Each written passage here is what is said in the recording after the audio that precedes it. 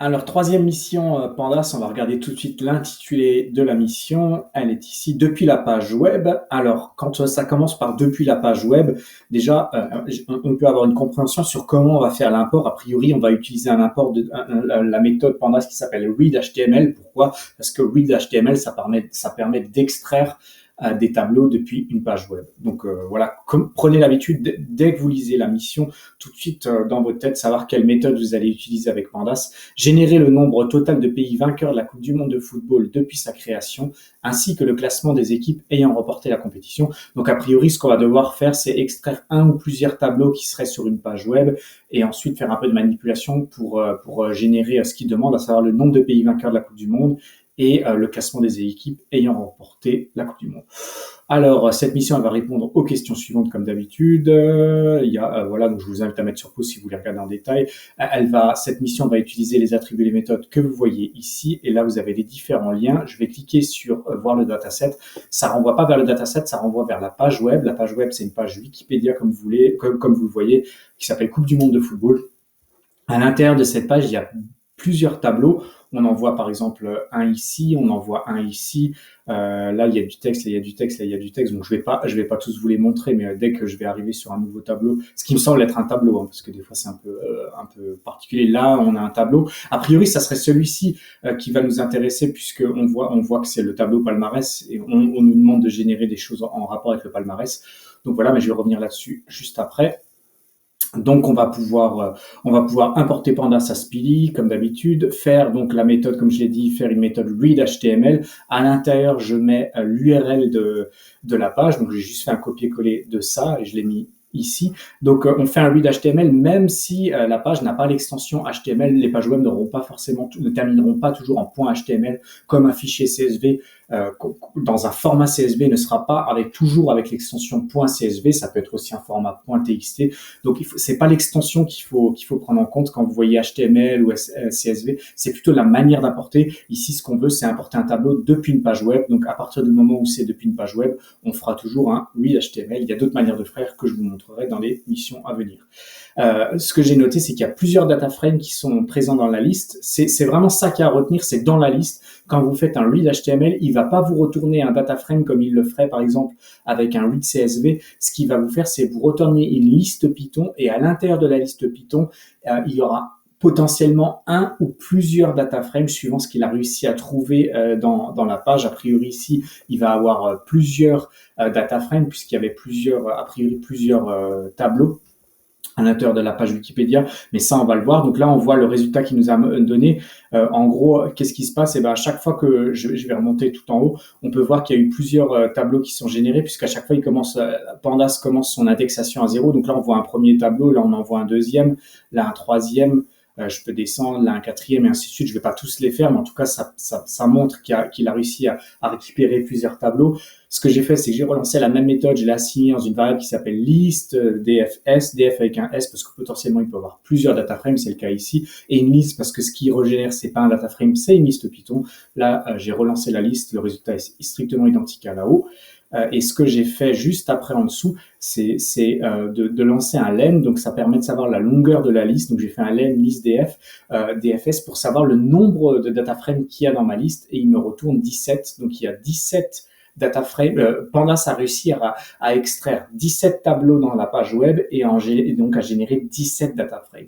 Donc maintenant, ce qu'il faut, c'est récupérer le bon tableau pour faire les manipulations. Alors on pourrait le faire en regardant ce que j'ai montré plus haut, hein, si on pourrait le faire de façon visuelle. En gros, je vais vous montrer les deux manières de faire. De façon visuelle, on voit ici que le premier tableau ici, indexation qui commence à 0 et ça s'appelle sport. C'est celui qui est ici. Ensuite, deuxième tableau, indexation à 0, et ça commence par tenant du titre, c'est ce deuxième tableau-là. Ensuite, troisième tableau ici, et on a le palmarès avec les vainqueurs et tout. C'est le troisième tableau qui nous intéresse, donc a priori, il sera l'indexage numéro 2 dans la liste, c'est celui-ci qu'on va utiliser.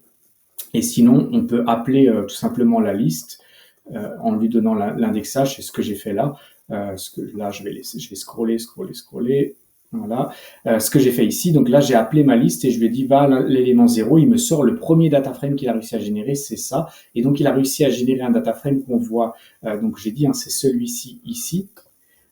Il n'a pas réussi à me générer les en-têtes de colonne, ça je vais vous montrer pourquoi. Donc là il a mis 0 et 1 parce qu'il a pas compris que enfin pas, soit il a pas compris, soit c'est voulu sur la page web, mais a priori il a pas vu, et a priori ici c'est le cas, on n'avait pas d'en-tête de colonne ni ici, ou alors on aurait pu parce qu'on voit qu'il y a sport, football, création et ainsi de suite, mais on n'a pas d'en-tête ici, pas d'en-tête, pas d'en-tête et pas d'en-tête, donc il n'a pas vu d'en-tête, donc il les a générés lui-même avec un 0 et un 1. Il a fait ça pour celui-ci, il a fait ça aussi pour celui-ci. Par contre, pour le troisième tableau, il a réussi à générer les en-têtes. Et je vais vous expliquer pourquoi il a réussi à le faire. Ça sera important pour les missions à venir. Sur ce tableau-là, vous pouvez voir comment vous faites un clic droit et vous faites inspecter avec n'importe quel navigateur, ça va fonctionner. Moi, je suis sur Chrome. Vous allez sur le tableau et en fait, vous allez voir comment il a réussi à générer un tableau. Et ben en fait, il a vu ici table. Il a vu une balise HTML qui s'appelait table et donc il sait que tout ce qui est à l'intérieur, il allait chercher tout. Et dans table, vous avez ensuite un T-body, donc le corps du tableau, et il n'y a rien avant. Et c'est le avant qui est les en-têtes de colonne. Donc il n'y avait pas une balise pour dire qu'il y avait des en-têtes de colonne, il y avait directement T-body. Et ensuite, à la fin du table ici, si je reviens sur maintenant, par exemple, ce tableau-là, donc le deuxième, si c'est pas clair, vous inquiétez pas, si je l'ai mal expliqué, je vais revenir dessus dans d'autres missions. Ici, on a de nouveau une balise HTML, vous voyez, hein, qui commence par table et qui se termine par slash table. Donc ça veut dire qu'on a fini. Donc tout l'intérieur, c'est le tableau. On a le body, c'est tout ce que vous voyez qui est en surlignage ici. Voilà, et on n'a pas une balise spécifique pour spécifier les en-têtes. C'est pour ça qu'il n'a pas détecté d'en-tête. Mais par contre, maintenant, on va aller voir le tableau où il avait généré des en-têtes et on va voir pourquoi il a réussi à comprendre Pandas. Donc tout dépend de comment est fait le balisage HTML. Tout dépend de comment sera fait le balisage HTML. En l'occurrence ici, il était bien fait, mais sur certaines pages web, il ne sera pas forcément toujours bien fait. Et donc c'est bien que vous compreniez des fois pourquoi il n'a pas réussi à bien détecter les tableaux ou pas bien détecter les en-têtes. Donc je vais réussir à aller dessus. Voilà, je vais par exemple aller là. Je vais refermer ça. Et vous voyez ici maintenant le tableau, il est ici, tableau là. Et si je l'ouvre, vous avez un T-head et un T-body. T-body, c'est tout l'intérieur du tableau, mais on a un T-head et dans le head, on a quoi? On a une rangée, R comme row, et c'est ici les en-têtes de colonnes. Donc quand Pandas voit T-head, il va prendre ça comme des colonnes du data frame. S'il ne le voit pas, eh ben, il ne pourra pas les prendre. Donc, si je reviens ici, c'est pour ça que ici, il a réussi à comprendre que ça, c'était pas une ligne du tableau, mais une en-tête de colonne. Donc, ça dépendra des balises HTML. Donc, Pandas va faire bêtement et il va être bête et méchant. Il va parcourir le site web avec les balises HTML. Donc, il va pas lire comme ça, il va lire comme ça. S'il voit un T-head, il vous mettra les en-têtes de colonne. S'il le voit pas, il vous mettra juste les lignes de colonne. Voilà un petit peu pourquoi ici, il a mis tenant du titre Argentine en 0. Malheureusement, c'est Argentine ici et pas France. Et voilà, je pense que vous avez compris l'idée. Si c'est pas encore très clair pour tout ce qui est HTML, je reviendrai dessus plus tard. Donc en l'occurrence, ce qui m'intéresse, c'est ce tableau-là, puisque il va falloir utiliser un seul tableau. Des fois, on aura besoin d'utiliser plusieurs tableaux, mais là, c'est celui-ci qui m'intéresse. Donc comme c'est celui-ci qui m'intéresse, et je sais que c'est déjà un format data frame, je le sais parce que read.html retourne des data frames et je le vois dans le look ici. Alors ça me plaît et donc ce que je vais faire, c'est que je vais l'assigner dans une variable qui s'appelle df. Vous commencez à être habitué à ça, j'ai relancé. Donc voilà mon data frame. Donc mon data frame ici est importé. Il n'est pas encore propre, mais il a été importé. C'est pour ça que la première phase d'import pour moi est réglée. Et maintenant, on va attaquer la deuxième phase qui est la phase de préparation. Et donc, ce que je vais faire ici, c'est que je vais préparer pour faire la manipulation. Et la manipulation, c'est ce qui va concerner l'intitulé de la mission. En gros, importation, préparation, c'est quelque chose, une routine que vous devez mettre en place. Quel que soit l'intitulé de la mission, il va toujours falloir que vous fassiez de l'importation et de la préparation.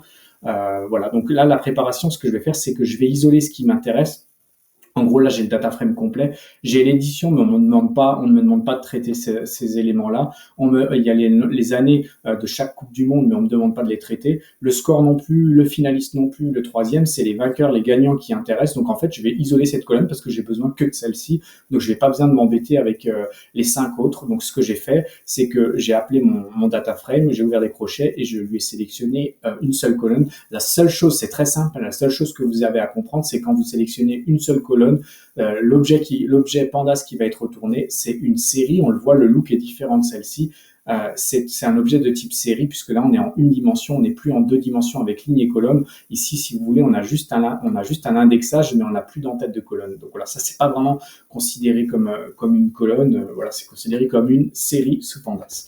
Et donc, c'est ça qui m'intéresse. Donc, on l'a. Il y aura un peu de préparation à faire. La première préparation, là, je peux le faire visuellement puisque on voit le début et la fin. Il n'y a que 22 lignes. Donc, quand c'est fait visuel, ne vous embêtez pas à lancer d'autres choses. Si vous avez un visuel de tout le dataset, ce sera rarement le cas parce qu'en général, les datasets ou les séries, là, seront beaucoup plus larges. Mais si vous avez une visualisation, dans ce cas-là, ne lancez pas des choses qui sont inutiles. Ici, ce que je vois, c'est qu'il y a une valeur manquante ici. N1, ça veut dire not a number. Ça vient de la librairie NumPy. Ici, il va falloir enlever ça.